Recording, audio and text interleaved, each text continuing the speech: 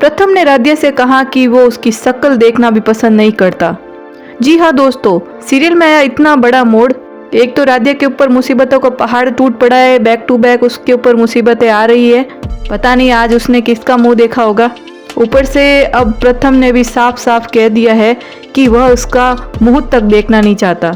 Actually प्रथम को निहारिका से प्रपोज करते हुए देखकर और सारे घर वालों की मुसीबतों से तंग हार कर राध्या ने प्रथम से पूछा कि प्रथम सर, हमें आपसे बात करनी है। पहले तो प्रथम मना कर देता है कि मुझे तुमसे कोई बात नहीं करनी और ना ही मेरा दिमाग खराब करना है। फिर राध्या फोर्स करती है कि प्रथम सर, हमें बताइए ना कि हमारे लिए आपके दिल में क्या है।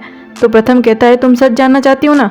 मैं ना तुम्हारी शक्ल देखना ही पसंद नहीं करता हूँ। मेरा दिल चाहता है कि तुम यहाँ से चली जाओ ताकि मैं 2 पल चैन के तो जी सकूं। राध्या ये सुनकर पूरी टूट सी जाती है। वह प्रथम के सहारे ही इस घर में रह रही थी, बाकी सब घर वाले उसे काम से ही मतलब रखते हैं, सब उससे हेट करते हैं। लेकिन अब प्रथम ने भी साफ साफ कह दिया कि तुम इस घर से चली जाओ। राध्या पूरी बिखर सी जाती है। सब घर वाले उसे ताने मार रहे हैं, उसे कोई पसंद नहीं करता है। ऊपर से वह निहारिका भी यहाँ बैठी है और आज तो प्रथम ने उसे प्रपोज कर दिया। इससे राध्या का दिल टूट जाता है। इस वजह से राध्या घर छोड़कर चली गई थी। लेकिन सुबह होते ही सबको राध्या की याद आने लग गई। बुआ आती और कहती है कि अरे भाभी, राध्या कहाँ है? कहाँ है आपकी कामचोर बहू? आपको पता है ना कि मैं डाइटिंग पर हूँ। वो हर रोज सुबह बादाम और अंजीर भिगो के लाती है मेरे लिए। आज रात को उसने भिगोया ही नहीं। इतनी कामचोर है कि एक दिन काम करती है और 4 दिन आराम करती है। इतने में बुलबुल आती है कि चाचू चाची कहाँ है? मेरी चोटी भी नहीं बनी है, स्कूल के लिए लेट हो रही हूँ। इतने में ओमकार आते हैं और कहते हैं, अरे राध्या कहाँ है? रोज सुबह मेरे लिए अखबार लेके आती है, मेथी वाला पानी लेकर आती है, आज आई नहीं, कहाँ है? इतने में एकता कहती है कि राध्या कहाँ है मम्मी जी?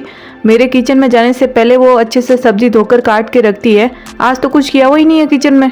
इतने में दादी भी कहती है कि पूजा के बर्तन नहीं धुले अभी तक। तो रजनी कहती है, माँ जी रोज राध्या बर्तन धोती है। लेकिन दादी कहती है, लेकिन क्या? एक तो मेरे घुटनों में जकड़न सी हो रखी है, वो गरम तेल करके लाती है राध्या, आज लाई नहीं, क्या हुआ उसको? इतने में मामी के भी पेट में दर्द होता है। राध्या उसे औषधि वाला कुछ जड़ी बूटी वगैरह देती थी उबाल के, वो भी नहीं दिया, इसलिए मामी की गैस बन गई। इस तरह से राध्या के जाने के बाद घर वालों की हालत खराब हो गई है। सारे काम अधूरे पड़े हैं, सब राध्या राध्या चिल्ला रहे हैं। इतने में प्रथम ग्लास फोड़ देता है और कहता है कि चुप, नहीं है राध्या घर में। इतने में सब शॉक्ड हो जाते हैं। ओमकार कहते हैं कि नहीं है राध्या, मतलब? रजनी कहती है, राध्या ना तो अपने कमरे में है ना घर में है, कहीं नजर ही नहीं आ रही है। तो बुलबुल कहती है, वाओ दिस इज अमेजिंग। वैसे तो सब बोलते हैं कि चाची कोई काम नहीं करती है और अब सब उनके बिना परेशान हो। रजनी कहती है कि सही कहा बेटा बुलबुल तुमने, राध्या बिना कुछ जताए, बिना कुछ किए कहे इतना सब कुछ कर लेती थी, कभी नहीं जताया उसने। तो प्रथम कहता है, माँ राध्या गई कहाँ है?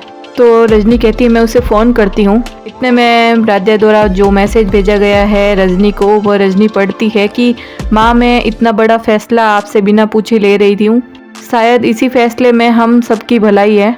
यह सुनकर सब लोग शॉक्ड हो जाते हैं, कंफ्यूज हो जाते हैं कि आखिर राध्या कहना क्या चाहती है।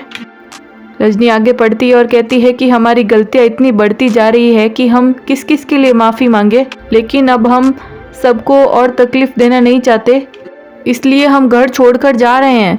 सब आश्चर्यचकित रह जाते हैं कि ऐसा कैसे चली गई राध्या।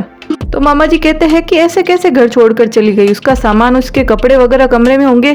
प्रथम कहता है कि उसके कपड़े नहीं है कमरे में।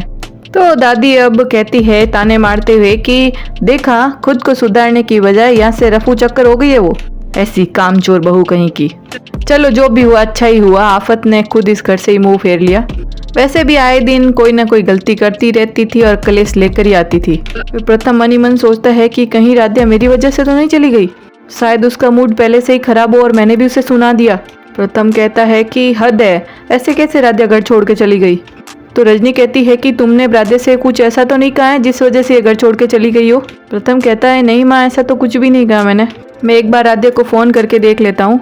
इतने में दादी फ़ोन छीन लेती है प्रथम से और कहती है कि बस कोई ज़रूरत नहीं है उसे फ़ोन करने की। अरे उसने कहा था कि साधुओं से माफ़ी लेकर आएगी, लेकिन कहाँ, दबे पाँव घर वापस चली आई। आए दिन नई नई मुसीबत लाती है वो। अरे ऐसा इंसान घर से चला जाए, उसी में परिवार की भलाई है। तो रजनी कहती है कि माँ जी लेकिन वो हमारे घर की बहू है। तो दादी कहती है कि रजनी, घर की बहू लक्ष्मी का प्रतीक होती है। सुख समृद्धि होती है, लेकिन तुम्हारी लाडली राध्या वो तो सिर्फ और सिर्फ मनहूसियत का प्रतीक है। तुम्हें उसके लिए इतना भावुक होने की कोई जरूरत नहीं है। और सब एक बार कान खोलकर सुन लो, राध्या अब घर से जा चुकी है, इसलिए कोई अब उसका जिक्र नहीं करेगा। और रही काम की बात, काम उसके आने से पहले भी हो रहा था और वैसे ही उसके जाने के बाद भी होते रहेंगे। और प्रथम तुम कान खोलकर सुन लो, तुम्हें सड़कों पे जाके फिर से उसे ढूंढने की कोई जरूरत नहीं है। सबसे पहले तुम्हारा काम जरूरी है, तुम अपने काम पर ध्यान दो। फिर प्रथम रूम में जाता है और परेशान हो जाता है कि राध्या ऐसे कैसे घर छोड़कर चली गई। कल के झगड़े में ऐसा तो कुछ नहीं हुआ था कि वो घर छोड़कर चली जाए। वैसे तो मैं उसे कितना डांटता रहता हूँ, तब तो उसने कोई बुरा नहीं माना। तो कल ऐसा क्या हुआ जो मैं इतना नाराज हो गया था उससे। खैर, मैं क्यों परेशान हूँ, उसे जाना है तो जाए, जब वापिस आना होगा तो आ जाएगी। फिर प्रथम ऑफिस के लिए रेडी हो जाता है। प्रथम बैग में अपना लैपटॉप डालता है और बैग लेकर जाने लगता है। इतने में प्रथम के बैग से राध्या की चुन्नी जो अटक जाती है। प्रथम दुपट्टा देखता है और कहता है कि ये तो राध्या का ही दुपट्टा है जो उसने उस दिन पहना था और उस समय झगड़ा हुआ था। फिर प्रथम राध्या के उस दुपट्टे से प्यार करता है और उसे देखता है और राध्या को बहुत ही मिस कर रहा होता है और फिर उस दुपट्टे को प्यार से समेट के रख देता है। इधर रजनी बहुत बेचैन हो रही होती है अपनी बहू के लिए और इतने में फिर कमरे में ओमकार जी आते हैं और देखते हैं कि पूरा कमरा बिखरा पड़ा है, बेड पे, टेबल पे सारा सामान बिखरा पड़ा है और रजनी जी रो रही है और बेचैन हो रही है राध्या के लिए। फिर ओमकार जी रजनी से कहते हैं कि रजनी जी आपका मन बेचैन है क्या? तो रजनी कहती है कि मन तो बेचैन हो गई ओमकार जी, राध्या ऐसे घर छोड़कर कैसे जा सकती है। ओमकार जी कहते हैं आप भी ना रजनी जी, राध्या इस घर की बहू है, कोई दफ्तर की कर्मचारी नहीं है जो जाने से 1 महीने पहले नोटिस देगी। और जैसे गई है वैसे वापस आ जाएगी, आप टेंशन मत लीजिए रजनी जी। तो रजनी कहती है कि अगर ऐसी ही गलती राध्या की जगह अगर प्रथम करता तो आप क्या करते? तो ओमकार जी की बोलती बंद हो जाती है। आखिर राध्या गई कहाँ है, उसका ना आता है ना पता है, वो कहाँ रहेगी, कैसे रहेगी, और वो वापस मायके भी जा सकती है नहीं, ना उसके माँ बाप है और दादी है जो वो भी बहुत ही खड़ूस है सुजाता।